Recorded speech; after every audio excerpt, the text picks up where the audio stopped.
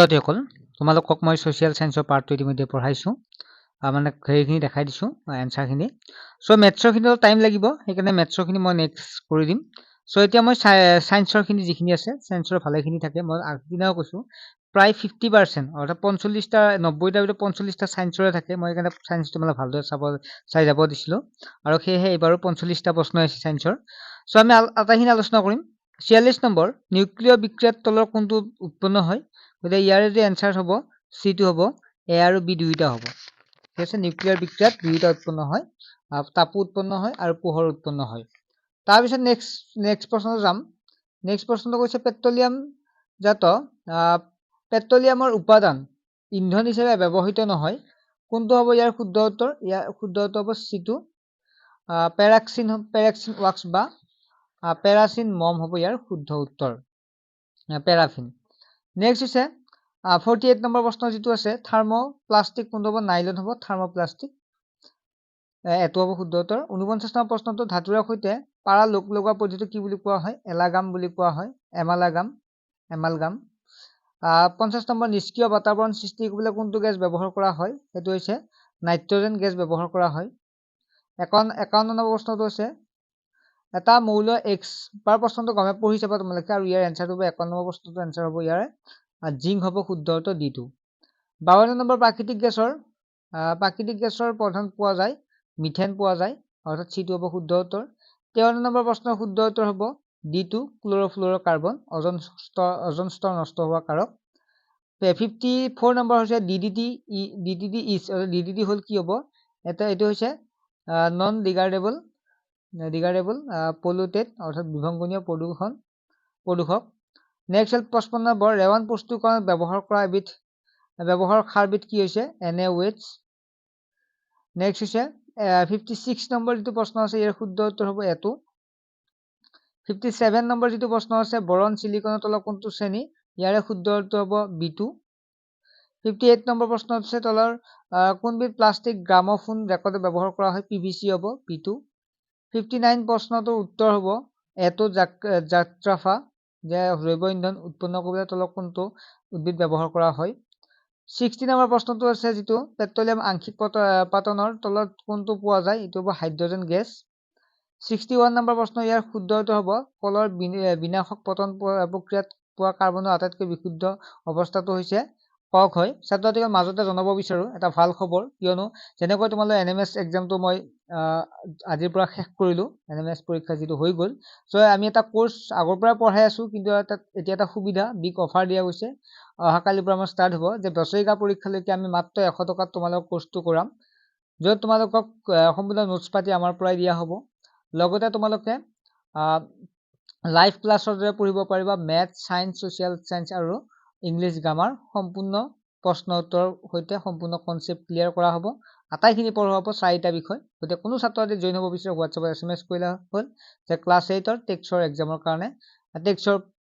টেক্সৰ কাৰণে টিউচন ল'ম বুলি এটা SMS কৰিলে জাস্ট SMS কৰিলে আমি তাত স্কেনাৰ দিম ডিটেইলছ দিম তাতে তোমালোকে 100 টকা পেমেন্ট কৰিলে হৈ যাব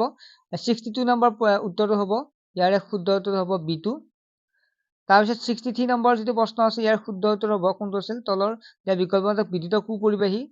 মানে যাৰ মানে কাৰেণ্ট পাৰ হৈ নাযায় এইবিলাক পঢ়াইছো তোমালোক বিশুদ্ধ বাণী অৰ্থাৎ 64 নম্বৰ শুদ্ধ উত্তৰ হ'ব যে কি হৈছে আল্ট্ৰাছাউণ্ড সঁজুলি ব্যৱহাৰ কৰা সংকেতৰ কম্পনাংক 20 হাৰ্জতকৈ বেছি হয় 20 হাৰ্জতকৈ 20,000 হাৰ্জতকৈ বেছি হয় উত্তল দাপনৰ গঠন হোৱা প্ৰতিবিম্বটো ইয়াৰে হ'ব C2 হ'ব real and same as the size of the object 66 number প্ৰশ্ন তোমালোকে এনসাৰ দি ধৰাচোন তোমালোকে এইটো মই সাম কৰি কৰে চোৱা নাই বাৰু তোমালোকে এনসাৰ দিব মই পিন কৰি দিম 67 নম্বৰ প্ৰশ্নটো যিটো আছে একাধিক ক্ৰমে বৰ্ধিত ক্ৰমত যদি আমি সজাব যাওঁ ইনক্ৰিজিং বা আমি সৰুৰ পৰা ডাঙৰলৈ সজাও প্ৰথম আমি কি পাওঁ শুক্ৰ পৃথিৱী শনি আৰু বৃহস্পতি আগৰ চবতকৈ ডাঙৰ গতিকে বৃহস্পতি কোনটো গ্ৰহত আছে চালে তেনেকৈ উত্তৰখিনি কৰিব পাৰি হয় নহয় চাবা বৃহস্পতি চবতকৈ ডাঙৰ গতিকে শেষত বৃহস্পতি কোনটোত আছে চাম গতিকে দেখা পাইছো D2ত গতিকে বাকি এটা নাজানিলেও কথা নাই D2 হ'ব শুদ্ধ উত্তৰ হোলী ধূমকেতু পুনৰ পোৱা যায় ইয়াৰ প্ৰথমটো 1900 কিমান আছিল 86 আছিল নেকি লগত 76 যোগ কৰিলে তোমালোকে কিমান পাবা 2062 পাবা মই কৰি চাইছিলো কৰি চাওঁতে এইটো পাইছো অৰ্থাৎ 2000 62 পাবা চনটো মই পাহৰিলো মই কৰি চাইছিলো অলপ আগত গতিকে তোমালোকে এনসাৰটো এটো হ'ব মই পঢ়াইছিলো এইবিলাক দেখাই দিছো তোমালোকক লাইভ ক্লাছতে পঢ়াইছিলো গতিকে এনসাৰটো হ'ব এটো পৃথিৱীৰ আৰু ৭৪ বছৰ মূৰত ওলাই যিহেতু সেইকাৰণে ৭৪ যোগ কৰিলে হ'ল পৃথিৱীৰ উপগ্ৰহ চন্দ্ৰৰ দৰে মংগল উপগ্ৰহ কিমান আছে মংগলবাৰ উপগ্ৰহ দুটা আছে পৃথিৱী এটা মংগলৰ দুটা পৃথিৱীৰ অক্ষৰ দিশত আকাশত অৱস্থিত তৰাবোৰ নোটছবিলাক যিখিনি মই শ্বেয়াৰ কৰিছিলো যোৱাকালি সকলোখিনি ইয়াত আছিলে ধ্ৰুৱ তৰাত আছিল বৈদ্যুতিক ঘণ্টা 1 কি হ'ব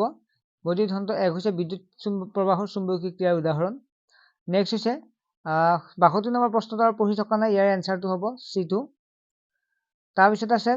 63 নম্বৰ প্ৰশ্ন যিটো আছে সূৰ্যৰ সৎ প্ৰতিবিম্ব এইটো তোমালোকে এইটো চাবাচোন মই কৰি দিম বাৰু এইটো ভালদৰে চাবা ৰামধেনু গঠন হোৱাৰ কাৰণটো কি হৈছে ৰামধেনু কিহৰ কাৰণে হয় ইয়াত চোৱা কি আছে কেৱল মাত্ৰ প্ৰতিফলন কেৱল মাত্ৰ প্ৰতিসৰণ তাৰপিছত ইয়াত কি হ'ব প্ৰতিফলন হয় প্ৰতিসৰণ আৰু বিক্ষেপণ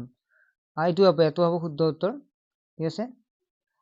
পোহৰৰ আটাইতকৈ লেহেমীয়াকৈ যাত্ৰা কৰা পোহৰৰ আটাইতকৈ লেহেমীয়াকৈ যাত্ৰা কৰা ইয়াত কোনটো হ'ব ইয়াত যদি আমি চাওঁ হিৰাই হ'ব ঠিক আছে হিৰাই হ'ব তাৰপিছত জাৰ্মান বিজ্ঞানী অভেন গুৱেৰিকে আৱিষ্কাৰ কৰা অৰ্ধযুক্ত কি হ'ব এইটো চাবা মই এই পেজটো চোৱা নহ'ল মানে ভালদৰে বাকীখিনি কৈ দি আছো মাটিৰ পৰিপুষ্টি বাবে যি দ্ৰব্য ব্যৱহাৰ কৰা সেইটো কি বুলি কয় সাৰ বুলি কয় মানে এই পেজটো ইগনোৰ কৰা হ'ল চোৱাই নহ'ল চ' মই বাৰু পিন কৰি দিম কমেণ্টখিনি 78 তলত দিয়া কোনটো দৈ গঠনত সহায় কৰে লেক্টোবেচিলাছ জানাই তোমালোকে